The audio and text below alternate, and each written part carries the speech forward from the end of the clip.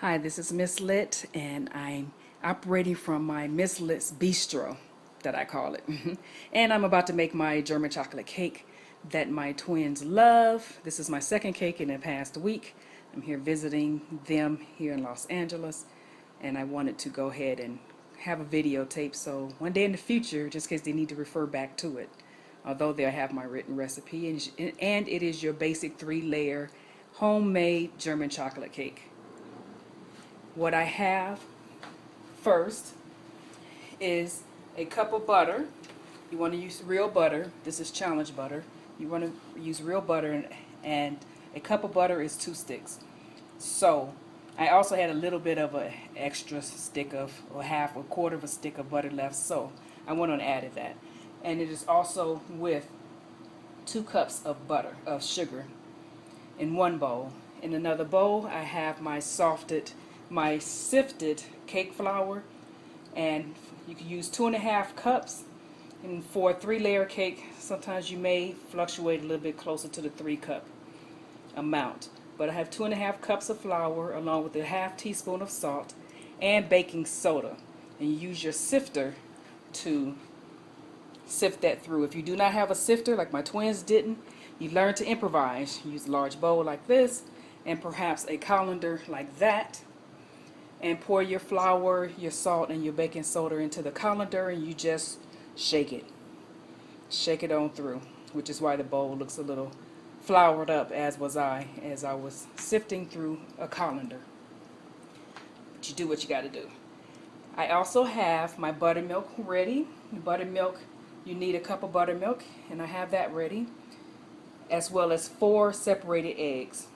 And your eggs you want to crack towards the center carefully, and then pour them back and forth to each shell as you allow the egg yolk to be placed into a glass container, preferably a glass container, and your egg yolks to be in a separate container. So you got your egg whites and your egg yolks. Your egg whites you're going to go ahead and blend until they become fluffy, soft and fluffy, and then you place them in the refrigerator, because at the end you're going to fold the fluffy whites into the final batter. You're going to fold it in with a spatula and not blend it in with a blender. I also have a bar of Baker's semi-sweet Baker's baking chocolate bar, and I use that in a ½ cup of boiling hot water. You boil it using the spatula to mix it, and then you turn it off, take it off the heat, and allow it to cool. You want that to be at room temperature. And I already have my pans ready. Well, they will be ready, but you'll have your pans out, and I just spray them with Pam and coat them with flour, regular flour. So I have that ready, my chocolate ready to be folded into and mixed into the batter. What I will do first is cream the butter and the sugar until it's fluffy. Then I'll add the egg yolks, one at a time. In between beating them well, I'll be also adding the melted chocolate and a 1.5 teaspoons of vanilla.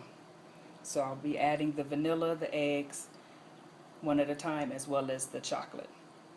After I have that mixed quite well, I will go ahead and alternately add the flour that we already pre-sifted, as well as the buttermilk.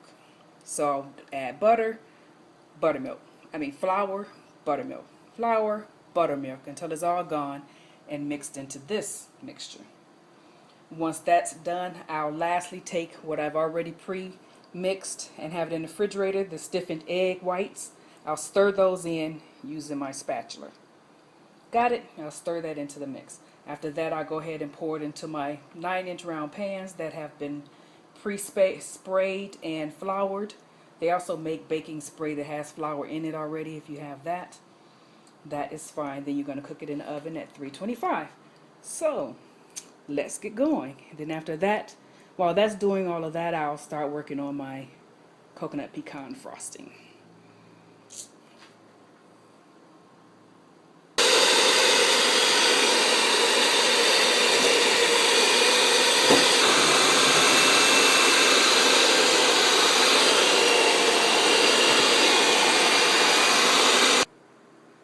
So I've added the chocolate, and now I'll mix that in.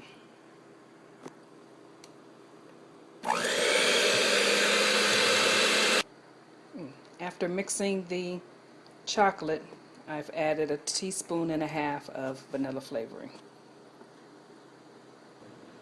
Now I begin to alternate adding flour and buttermilk, flour and buttermilk, flour and buttermilk to that.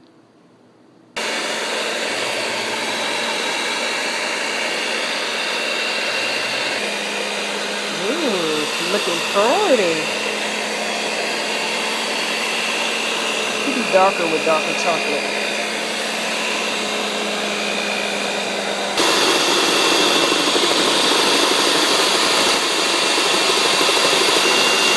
When I'm doing the whites, I tilt it a little bit at an angle, and I try not to move the mixer that much, and you have the mixer on high. And there you have it, your egg whites, ready to be folded into the mix.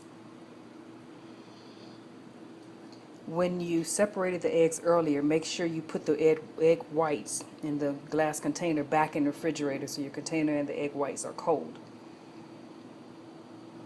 So now we shall add the mix and fold it in. Now we'll just fold in, which means you use your spoon to mix the egg whites. Just your plain egg whites. You didn't add anything to it. Your container was clean. And you're going to go ahead and stir these egg whites into the mixture. Okay, so the 3 pans are now filled with the German chocolate cake batter. And they shall go into the oven. I have it set for 325, 350-ish, 325, and I will leave them in there for about 30-35 minutes, checking around the 30-minute mark with a toothpick or slight tap in the middle center of the cake.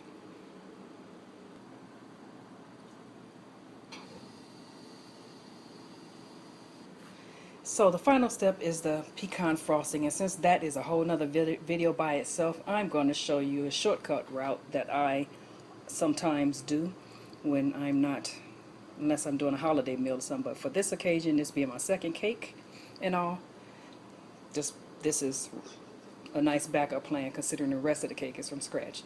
So all you do is just purchase you about 3 containers of the rich and creamy coconut pecan frosting, and my little tip is I just add a little bit more vanilla into it, and I low cook it to warm it up slightly. You don't add much vanilla, maybe 1/4 teaspoon or so. Then there's one other thing I add to it, but I'm not going to tell you what that is. But anyway, but you don't want to add much liquid to it because it'll thin it out too thin. Just warm it up enough so it can blend and mix, and then you allow it to sit.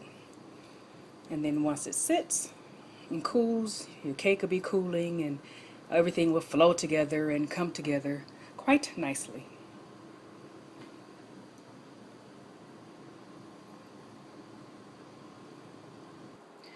I tell you, it never gets old, and one of the best parts about baking is when your adult sons or your adult children still want to get the spatula, the bowl, and the beaters to the mixer. They still want to lick the bowl. Ha! Love it. Mama Lit rises again. Well, the 3 cakes have cooked, and now they are cooling. I put the frosting in the refrigerator so it can cool. I wanted to get too thin sitting out because it's warm today and it's warm in the apartment. So after the 3 cakes are cooled, I will start layering them with frosting in between each layer, and then cover the entire cake with the frosting. And it will be done. So this is a wrap. Have a blessed day. in God's embrace.